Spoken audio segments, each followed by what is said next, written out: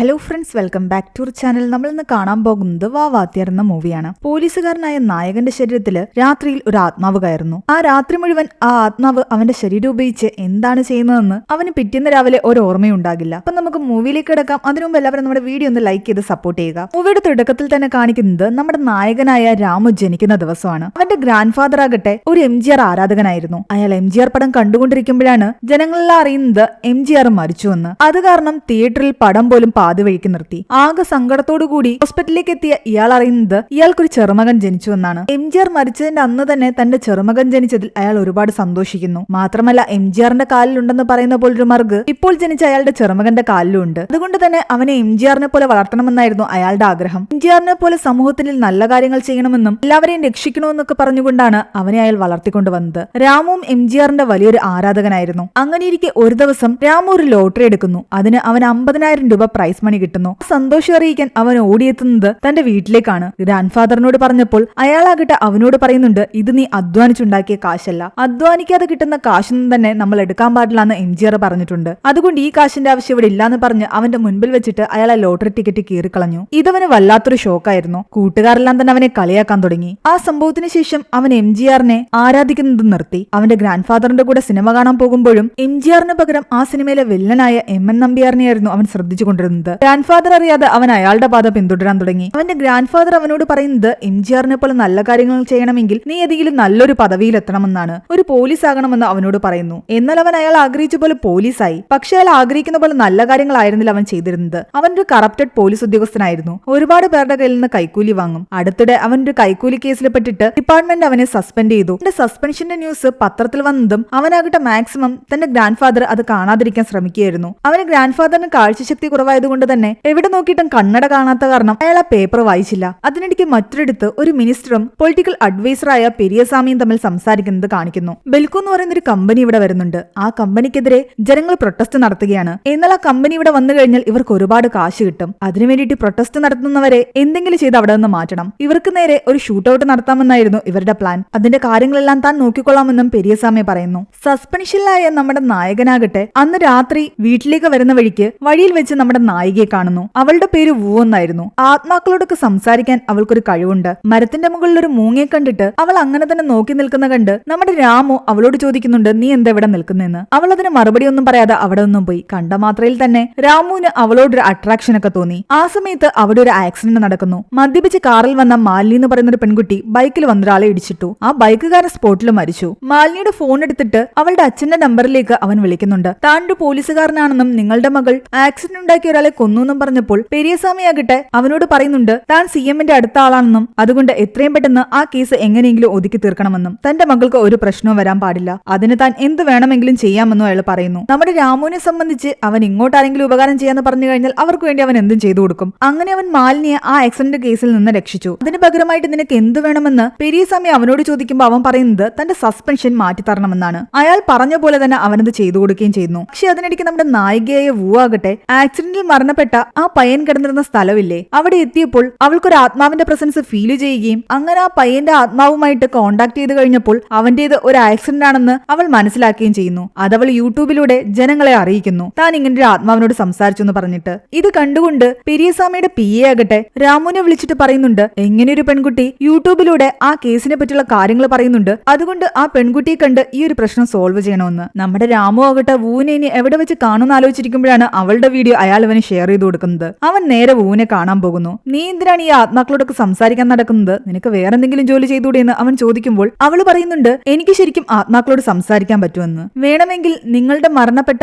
ഏതെങ്കിലും ബന്ധുക്കളോടോ സുഹൃത്തുക്കളോടോ ഞാൻ സംസാരിക്കാമെന്ന്. അവനോട് കൂടുതൽ അടുത്തിരുന്നത് അവന്റെ മുത്തശ്ശിയായിരുന്നു. പറ്റുമെങ്കിൽ എന്റെ മുത്തശ്ശിയുടെ ആത്മാവിനോട് സംസാരിക്കാൻ പറയുമ്പോൾ അവളാകട്ടെ അവനോട് കൂടുതൽ ചേർന്ന് നിൽക്കുന്നു. മുത്തശ്ശിയുടെ ആത്മാവുമായിട്ട് അവൾ കമ്മ്യൂണിക്കേറ്റ് ചെയ്യാൻ ശ്രമിക്കുകയായിരുന്നു. അതിനിടയ്ക്ക് അവൾ അവനോട് പറയുന്നുണ്ട്, നിങ്ങളുടെ ലൈഫിൽ എന്തോ ഒരു വലിയ കാര്യം സംഭവിക്കാൻ പോകുന്നുണ്ട്, അതുകൊണ്ടൊന്ന് കരുതിയിരുന്നു കൊള്ളാൻ. മുത്തശ്ശിയുടെ ആത്മാവിനോട് കമ്മ്യൂണിക്കേറ്റ് ചെയ്യാൻ പറ്റുമെന്ന് ചോദിക്കുമ്പോൾ അവൾ പറയുന്നുണ്ട്, നിന്റെ മുത്തശ്ശി നീ എത്രയും പെട്ടെന്ന് ഒരു വിവാഹം കഴിച്ച് കാണാനാണ് ആഗ്രഹിക്കുന്നത്, കൂടാതെ നീ നിന്റെ ഗ്രാൻഡ് ഫാദറിനെ ഒരുപാട് പറ്റിക്കുന്നുണ്ട്, അതുകൊണ്ട് നീ അതൊക്കെ നിർത്തണമെന്നും നിന്റെ മുത്തശ്ശി പറഞ്ഞിട്ടുണ്ട്. അത് കേട്ടപ്പോൾ രാമു ഒന്ന് ശരിക്കും ഷോക്കായി. കാരണം അവൻ ഗ്രാൻഡ് ഫാദറിനെ പറ്റിക്കുന്ന കാര്യം ഇവൾ ഒരിക്കലും ഗസ് ചെയ്യാൻ ചാൻസ് ഇല്ല. അതുകൊണ്ട് അവൾ പറയുന്നതിൽ എന്തൊക്കെയോ കാര്യമുണ്ടെന്ന് അവനും തോന്നി. അവൻ അവിടെ നിന്നും തിരിച്ച് സ്റ്റേഷനിലേക്ക് വരുന്ന സമയത്ത് ജനങ്ങളെല്ലാം തന്നെ ഒരു വീഡിയോ കണ്ട് ഞെട്ടിത്തെറിച്ച് നിൽക്കുന്നതാണ് കാണുന്നത്. എന്താണെന്നറിയാൻ അവൻ സ്റ്റേഷനിലെത്തി ന്യൂസ് വെച്ച് നോക്കുന്നു. മഞ്ഞൾമുഖം എന്ന പേരില് ഒരു ഹാക്കേഴ്സ് വലിയൊരു രഹസ്യം പുറത്തുവിട്ടിരിക്കുന്നു. ഈ ബെൽകോ കമ്പനിക്കെതിരെ പ്രൊട്ടസ്റ്റ് ചെയ്യുന്ന ആൾക്കാരെ കൊല്ലാൻ വേണ്ടിയിട്ട് ഒരു പ്ലാൻ നടക്കുന്നുണ്ട്. അതുകൊണ്ട് എല്ലാവരും ഒന്ന് കരുതിയിരിക്കാനായിരുന്നു ആ ഹാക്കേഴ്സ് പറഞ്ഞുകൊണ്ടിരുന്നത്.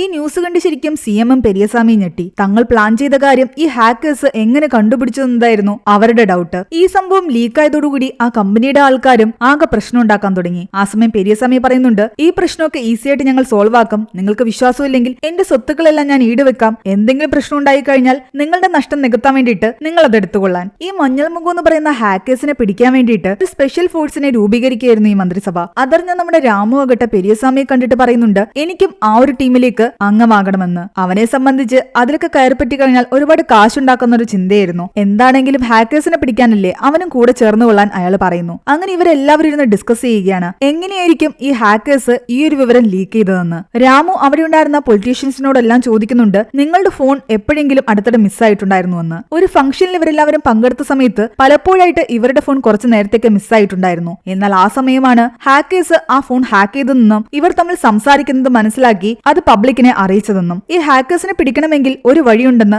രാമു പറയുന്നു. അവർ നാട്ടിൽ നല്ലത് ചെയ്യാൻ ആഗ്രഹിക്കുന്നവരാണ്. അപ്പൊ നിരപരാധിയായ ആൾക്കാർക്ക് എന്തെങ്കിലും സംഭവിച്ചു കഴിഞ്ഞാൽ അവർക്ക് വേദനിക്കും. നമ്മൾ അവരെ തെറ്റിദ്ധരിപ്പിക്കണം. സാധാരണക്കാരായ കുറച്ച് ഹാക്കേഴ്സിനെ പിടിച്ചിട്ട് അവരെ എൻകൗണ്ടറിലൂടെ കൊല്ലാൻ പോകുന്നതായിട്ട് പരസ്പരം ഈ മന്ത്രിമാര് ഫോണിലൂടെ സംസാരിക്കണം. തങ്ങൾക്ക് പകരം നിരപരാധികളായ ആൾക്കാർ മരിക്കുന്നു എന്ന് മനസ്സിലാക്കുമ്പോൾ സ്വാഭാവികമായിട്ടും അവരെ രക്ഷിക്കാൻ ഈ ഹാക്കേഴ്സ് പുറത്തു വരും. ടൈമിൽ ഇവരെ കൈയോടെ പിടിക്കാം. അങ്ങനെ പോലീസുകാര് പ്ലാൻ ചെയ്ത പ്രകാരം സാധാരണക്കാരായ കുറച്ച് ഹാക്കേഴ്സിനെ ഒരു വീട്ടിൽ കയറി പിടിക്കുന്നു. ഇത് മനസ്സിലാക്കിയ മഞ്ഞൾമുഖം ഗ്യാങ് ആകട്ടെ ഇവരെ രക്ഷിക്കാൻ അവിടേക്ക് വരികയും പോലീസുകാര് ഇവരെ കൈയോടെ പിടിക്കുകയും ചെയ്തു. ആ കൂട്ടത്തില് 3 ആണുങ്ങളും ഒരു പെൺകുട്ടിയുമായിരുന്നു ഉണ്ടായിരുന്നത്. ഇതേ സമയം രാമുവിന്റെ ഗ്രാൻഡ് ഫാദറിന് അയാളുടെ കണ്ണട തിരിഞ്ഞിട്ട് കിട്ടുകയും അതുപയോഗിച്ച് അയാൾ ആ പത്രം വായിക്കുകയും ചെയ്യുന്നുണ്ട്. രാമു സസ്പെൻഷനിലായതറിഞ്ഞിട്ട് അയാൾ ആകെ തകർന്നുപോയി. തന്റെ ചെറുമകൻ ഒരിക്കലും തെറ്റ് ചെയ്യില്ല എന്നായിരുന്നു അയാൾ പറഞ്ഞുകൊണ്ടിരുന്നത്. എന്നാൽ രാമുവിന്റെ അച്ഛനും അമ്മയും അയാളോട് തുറന്നു പറയുന്നുണ്ട്, നിങ്ങൾ വിചാരിക്കുന്ന പോലെയല്ല നിങ്ങളുടെ ചെറുമകൻ എന്ന്. അവൻ MGRന്റെ പാതയിലല്ല പോകുന്നത്. അവൻ ഒരു കറപ്റ്റഡ് പോലീസ് ഓഫീസറാണ്. കൈക്കൂലി വാങ്ങിയത് കാരണം അവൻ സസ്പെൻഷനിലായി. പിന്നെ എന്തൊക്കെയോ കാട്ടിക്കൂട്ടി അവൻ വീണ്ടും തിരിച്ചു കയറി. അവൻ പോലീസ് ആകാൻ വേണ്ടിയിട്ട് തന്നെ വലിയ ഡൊണേഷൻ കൊടുത്തിട്ടുണ്ട്. അങ്ങനെ കൊടുത്ത തുകയൊക്കെ അവൻ ഇങ്ങനെ കൈക്കൂലി വാങ്ങിയാണ് തിരിച്ചു പിടിക്കുന്നത്.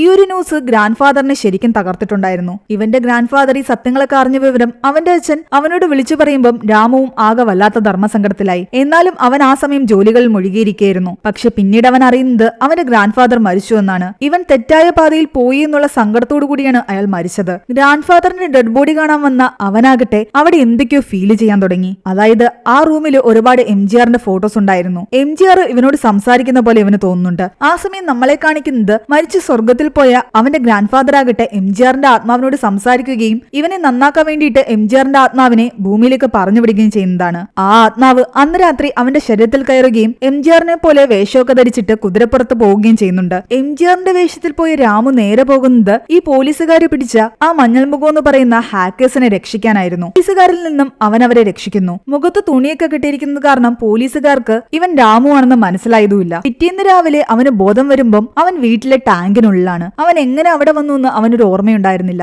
രാത്രിയിൽ നടന്ന സംഭവങ്ങളും അവൻ ഓർമ്മയില്ല. പോലീസുകാർ ഒന്ന് ഇവനോട് പറയുന്നുണ്ട്, രാത്രിയിൽ മഞ്ഞൾമുഖം എന്ന് പറയുന്ന ഗ്യാങ്ങിനെ ആരോ വന്ന് രക്ഷിച്ചോണ്ട് പോയെന്ന്. അത് അവനും ഞെട്ടലോടെ കേട്ടു നിൽക്കുകയാണ്. അങ്ങനെ അന്ന് രാത്രിയും അവൻ MGRന്റെ രൂപത്തില് നിരത്തിലിറങ്ങി അപകടത്തിൽപ്പെട്ടിരിക്കുന്ന പലരെയും രക്ഷിക്കുന്നു. പല ഗുണ്ടകളെയും അടിച്ചു വീഴ്ത്തുന്നു. പിറ്റേന്ന് രാവിലെ വീണ്ടും പതിവ് പോലെ ആ ടാങ്കിനുള്ളിൽ അവൻ ഉറക്കമുണർന്നു. രാത്രിയിൽ അവൻ ചെയ്യുന്നതൊന്നും തന്നെ അവൻ ഓർമ്മയുണ്ടായിരുന്നില്ല. രാവിലെ ഡ്യൂട്ടിക്ക് പോകാൻ ഇറങ്ങിയ അവന്റെ അടുത്തേക്ക് കുറെ ആൾക്കാർ വരുന്നു. രാത്രിയിൽ MGR ആയിട്ട് വന്നിട്ട് ഒരാള് ഇവരോടെല്ലാം പറഞ്ഞിട്ടുണ്ടായിരുന്നു, രാമുവിന് ഒരിക്കലും കൈക്കൂലി കൊടുക്കരുതെന്നും ഒരു തെറ്റും ചെയ്യാൻ അനുവദിക്കരുതെന്നും. ഇവരീ പറയുന്നതൊന്നും മനസ്സിലാകാത്ത രാമു ആകട്ടെ അവരെ അവിടെ ഒന്ന് ഓടിച്ചുവിട്ടു. പെരിയസ്വാമി ആകട്ടെ രാമുവിനെ വിളിച്ചിട്ട് പറയുന്നുണ്ട്, എത്രയും പെട്ടെന്ന് ആ മഞ്ഞൾമുഖം എന്ന് പറയുന്ന ഗ്യാങ്ങിനെ കണ്ടുപിടിച്ചെങ്കിലേ പറ്റൂ. 10 ദിവസത്തെ സമയമുള്ളൂ. താൻ ഇനി ഇവരെ ഇവിടെ പോയി അന്വേഷിക്കുന്ന ആലോചിച്ചിരിക്കുകയായിരുന്നു രാമു. അതിന്റെ കൂടെ രാത്രിയിൽ എന്തൊക്കെയാ സംഭവിക്കുന്നതെന്ന് അവന് മനസ്സിലാകുന്നില്ല. അത് കാരണം അവൻ ഈ കാര്യങ്ങളൊക്കെ സംസാരിക്കാൻ വൂവിന്റെ അടുത്തേക്ക് പോകുന്നു. അവൾ അവനെ ഹിപ്നോട്ടൈസ് ചെയ്ത് അവനോട് സംസാരിക്കുമ്പോഴാണ് ഉള്ള MGR പുറത്തേക്ക് വരുന്നത്. രാത്രിയിൽ നിരത്തിലിറങ്ങി ആൾക്കാരെ രക്ഷിച്ചുകൊണ്ടിരിക്കുന്നത് ഇവനാണെന്ന് വൂവിന് മനസ്സിലായി. MGR അവന്റെ ശരീരത്തിൽ വന്നിട്ട് ചെയ്യുന്ന കാര്യങ്ങളൊന്നും അവൻ ഓർമ്മയുണ്ടാകില്ല. അന്ന് രാത്രി MGR ആയിട്ട് അവൻ രക്ഷിച്ച ആ മഞ്ഞൾമുഖം ഗ്യാങ്ങിനെ അവൻ സ്വന്തം വീടിന്റെ ടെറസിലൊരു റൂമിൽ ഒളിച്ചു താമസിപ്പിച്ചിരിക്കുകയാണ്. പകൽ സമയങ്ങളിൽ അവനത് ഓർമ്മയുണ്ടാകില്ല. രാത്രി സമയങ്ങളിൽ അവർക്ക് വേണ്ട ആഹാരമൊക്കെ അവൻ കൊണ്ടുകൊടുക്കും. അത് അവർക്ക് ഹാക്കിങ്ങിന് ആവശ്യമായ സാധനങ്ങളും അവൻ കൊണ്ടുകൊടുത്തു. ഗ്യാങ് ആകട്ടെ MGR ആയിട്ടിരിക്കുന്ന സമയത്ത് അവൻ പറയുന്ന കാര്യങ്ങൾ ചെയ്തുകൊണ്ടിരിക്കുകയാണ്. ഇവിടെ ഇരുന്ന് ബഹളമൊന്നും ഉണ്ടാക്കരുതെന്ന് പറയുന്ന കാരണം അവർ പകലൊക്കെ അവിടെ ഉണ്ടെന്ന് പോലും അറിയിക്കാതെയായിരുന്നു ഇരുന്നുകൊണ്ടിരുന്നത്. അതുകൊണ്ട് രാമുവിനും അറിയില്ല താൻ ഇവരെ ഇവിടെ താമസിപ്പിച്ചിട്ടുണ്ടെന്ന്. രാത്രിയിൽ വരുന്ന MGRന് മാത്രമേ അതറിയൂ. അങ്ങനെ ഇരിക്കെ അവന് പെരിയസ്വാമിയുടെ പിയുടെ അടുത്തുനിന്നും ഒരു കോള് വരുന്നു. രാത്രിയിൽ വരുന്ന ആ എംജിആറിനെ പിടിക്കാൻ ഒരു വഴിയുണ്ടെന്ന് പറഞ്ഞിട്ട് അവൻ അവിടെ ചെല്ലുമ്പോ അവൻ കാണുന്നത് വൂവിനെ അവർ പിടിച്ചു വെച്ചിരിക്കുന്നതാണ്. കാരണം തലേന്ന് രാത്രി വൂ ആകട്ടെ എംജിആറിന്റെ രൂപത്തിൽ പോയ ആളുടെ കൂടെ നിൽക്കുന്നതായിട്ട് ഇവർക്കൊരു CCTV വിഷ്വൽസ് കിട്ടി. ഇതിൽ നമ്മുടെ രാമുവിന്റെ മുഖമൊന്നും കാണുന്നുണ്ടായിരുന്നില്ല. അതുകൊണ്ട് രാത്രിയിൽ ഇവളെ കിഡ്നാപ്പ് ചെയ്ത് വെച്ച് കഴിഞ്ഞാൽ ഇവളെ രക്ഷിക്കാൻ എംജിആർ ആയിട്ട് അവൻ എന്തായാലും വരും. ആ സമയം അവനെ നമുക്ക് കൈയോടെ പിടിക്കാമെന്നായിരുന്നു ഈ പിയെ പറഞ്ഞുകൊണ്ടിരുന്നത്. അവനെ പിടിച്ചു കഴിഞ്ഞാൽ ഉറപ്പായിട്ടും നമുക്ക് ആ മഞ്ഞൾ മുഖം ഗ്യാങ്ങിനെയും പിടിക്കാം. അങ്ങനെ പോലീസുകാര് അവളെ അവിടെ പിടിച്ച് കെട്ടിയിടുകയാണ്. അവളാകട്ടെ എല്ലാം അറിഞ്ഞിട്ടിരിക്കുന്നത് കൊണ്ട് തന്നെ എല്ലാവരോടും പറയുന്നുണ്ട്, നിങ്ങൾ എന്തൊക്കെ ചെയ്താലും അയാൾ വന്ന് എന്നെ രക്ഷിക്കുമെന്ന്. തന്നെ തന്നെ പിടിക്കാനാണ് രാമു അവിടെ CCTV നോക്കിയിരിക്കുന്നത്. കുറച്ചു കഴിയുമ്പോൾ വൂവാകട്ടെ തന്നെ രക്ഷിക്കൂ എന്ന് പറഞ്ഞിട്ട് ഉറക്കെ നിലവിളിക്കുന്നു. ആ സമയം അവിടെ കറണ്ട് പോവുകയും ആൾക്കാർക്കിടയിൽ നിന്ന് രാമു ആകട്ടെ MGR ആയി മാറുകയും ചെയ്യുന്നു. അവനവിടെ വന്ന് അവളെ രക്ഷിച്ചു കൊണ്ടുപോയി. പിറ്റേന്ന് രാവിലെ ഉറക്കം ഉണർന്ന അവന് തലേന്ന് നടന്ന സംഭവങ്ങളൊന്നും ഓർമ്മയില്ല. അതിനിടയ്ക്ക് അവന്റെ അമ്മ പറയുന്നുണ്ട് വീട്ടിൽ ആരോ ഉണ്ട്, എന്തൊക്കെയോ ബഹളം കേൾക്കുന്നുവെന്ന്. അങ്ങനെ അവൻ സൗണ്ട് കേട്ട് അടുത്തേക്ക് പോകുമ്പോൾ ടെറസിൽ ഒളിച്ചു താമസിക്കുന്ന മഞ്ഞൾമുഖം ഗ്യാങ്ങിനെയാണ് കാണുന്നത്. നിങ്ങൾ എങ്ങനെ ഇവിടെ വന്നു ചോദിച്ചുകൊണ്ട് അവൻ അവരെ ക്വസ്റ്റ്യൻ ചെയ്യാൻ തുടങ്ങി. എന്നാൽ അവര് ഞെട്ടിത്തെറിച്ച് നിൽക്കുകയായിരുന്നു. സാറ് തന്നെയല്ലേ ഞങ്ങൾ ഇവിടെ കൊണ്ടുവന്നേന്ന് അവര് ചോദിക്കുമ്പോൾ അവൻ ഒന്നും മനസ്സിലാകുന്നുണ്ടായിരുന്നില്ല. പെട്ടെന്ന് അവന്റെ ശരീരത്തിലേക്ക് MGR വന്നിട്ട് അവനോട് തന്നെ സംസാരിക്കാൻ തുടങ്ങി. ഞാനും നീയും വേറെ വേറെയാണ്. ഒരു ശരീരത്തിലാണെങ്കിലും ഞാൻ നല്ലവരുടെ കൂടെയും നീ തെറ്റായ ആൾക്കാരുടെയും കൂടെയാണ്. ഇപ്പൊ എന്തായാലും നിന്നോട് എനിക്ക് സംസാരിക്കാനില്ല,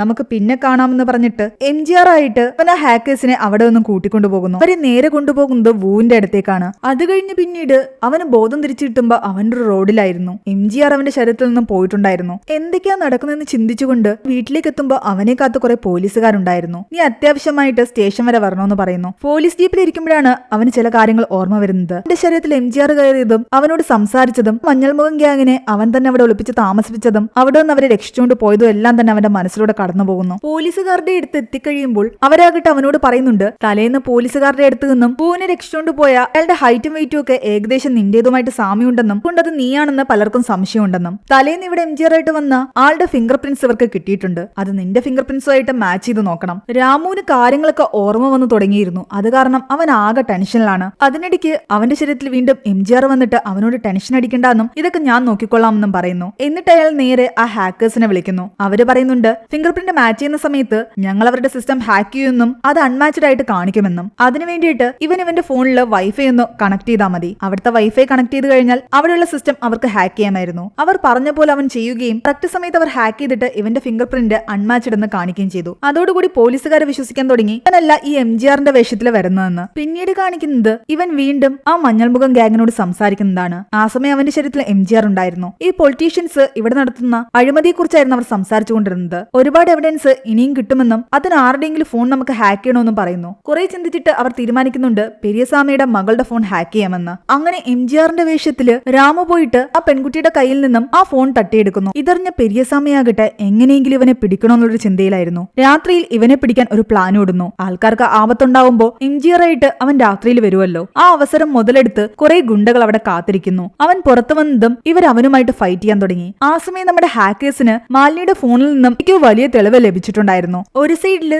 രാമു MGR ആയിട്ട് ഗുണ്ടകളുമായിട്ട് ഫൈറ്റ് ചെയ്യുന്നു. ആ സമയം മാലിനിയുടെ ഫോണിൽ നിന്നും കിട്ടിയ വിവരങ്ങള് ഈ ഹാക്കേഴ്സ് മീഡിയക്ക് ലീക്ക് ചെയ്യുന്നു. എല്ലാ മീഡിയയിലും ആ ന്യൂസ് ആയിരുന്നു കാണിച്ചുകൊണ്ടിരുന്നത്. പെരിയസ്വാമിയും മിനിസ്റ്ററും തമ്മിൽ സംസാരിക്കുന്ന സംഭാഷണങ്ങളായിരുന്നു അതെല്ലാം തന്നെ. മിനിസ്റ്റർ ഏതെങ്കിലും രീതിയിൽ തന്നെ ചതിക്കുകയാണെങ്കിൽ ഒരു സേഫ്റ്റിക്ക് വേണ്ടി പെരിയസ്വാമി എടുത്തു വെച്ചിരുന്നതാണ് ഇപ്പോൾ പുറത്തായിരിക്കുന്നത്. ആ കമ്പനിയുമായിട്ട് അവർ നടത്തിയ ഡീലിനെ പറ്റിയും ആ കമ്പനിക്കെതിരെ പ്രൊട്ടസ്റ്റ് ചെയ്യുന്ന ആൾക്കാരെ കൊല്ലാൻ പ്ലാനിട്ടതും എല്ലാം തന്നെ അതിലുണ്ടായിരുന്നു. ഇത് പുറത്തു വന്നതോടുകൂടി മിനിസ്റ്ററും പെരിയസ്വാമിയും ആകെ പ്രശ്നത്തിലായി. കമ്പനിക്കാര് ഇവരുമായിട്ട് ഇനിയൊരു ഡീലിനും ഇല്ലാന്ന് പറയുന്നു. അതോടുകൂടി പെരിയസ്വാമി അവർക്ക് മുന്നിൽ വെച്ച അയാളുടെ സ്വത്തുക്കൾ നഷ്ടപ്പെടും. ഇനി ഇവിടെ നിന്ന് കഴിഞ്ഞ പ്രശ്നമൊന്നും മനസ്സിലാക്കി പെരിയസ്വാമി തന്റെ മകളെയും കൂട്ടി അവിടെ നിന്ന് രക്ഷപ്പെടാൻ ശ്രമിക്കുകയാണ്. പെരിയസ്വാമി രഹസ്യമായിട്ട് എടുത്ത വീഡിയോ ആണ് ഇപ്പോൾ ലീക്കായതെന്ന് മനസ്സിലായതോടുകൂടി CM അയാളോടുള്ള ദേഷ്യത്തില് അയാളെ കൊന്നുകളയാൻ പെരിയസ്വാമി പോയിക്കൊണ്ടിരുന്ന ഡ്രൈവറിനോട് വിളിച്ചു പറയുന്നു. അങ്ങനെ ഒരിടത്ത് വണ്ടി നിർത്തി ഈ ഡ്രൈവർ പെരിയസ്വാമിയും മകളെയും കൊന്നുകളയുന്നു. സമയം ഗുണ്ടകളുമായിട്ട് ഫൈറ്റ് ചെയ്തുകൊണ്ടിരുന്ന രാമുവിന് കുറെ പരിക്കുകൾ പറ്റിയിട്ടുണ്ടായിരുന്നു. അവന്റെ ശരീരത്തിൽ വെട്ടേറ്റിട്ടുണ്ടായിരുന്നു. എങ്ങനെയൊക്കെ അവിടെ നിന്ന് രക്ഷപ്പെട്ടു പോയ അവനെ കുറച്ച് നല്ലവരായ ആൾക്കാരാണ് ഹോസ്പിറ്റലിൽ എത്തിക്കുന്നത്.